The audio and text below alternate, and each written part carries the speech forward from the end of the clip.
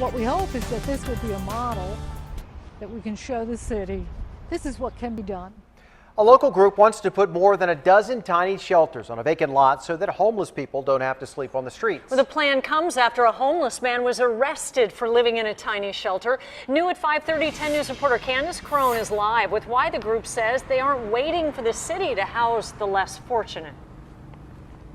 Well, several homeless people used to live in this vacant lot, but as you can see, it is now locked. Well, it doesn't look like much, but a local group says it's perfect for tiny homes for the homeless. Everyone wants their space. Everyone wants to feel that they're at home, and everyone deserves that. Susan DeBoer has been staying at a homeless shelter for the past several months. She showed us her badge she says makes her feel less than. This badge represents just a number. I'm just a number, and I'm a person. She's one of thousands of people who's used to life on the streets. Well, this vacant lot doesn't look like much, but it could soon be home to some of the city's less fortunate. What we hope is that this will be a model that we can show the city. This is what can be done. Jeannie Crescenzo is part of a homeless advocacy group that wants to put more than a dozen tiny shelters like this one on the vacant lot. The idea came about after San Diego police impounded a tiny shelter donated to Michael Clark. Officers arrested him for encroaching and lodging and took away his shelter. I've had enough of this talk.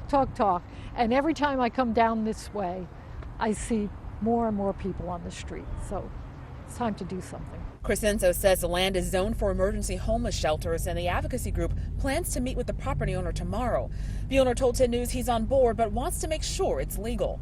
DeBoer hopes it all works out so she'll have a place to call her own. When you give them that step to step onto their porch and open their door, you give them back their purpose for life.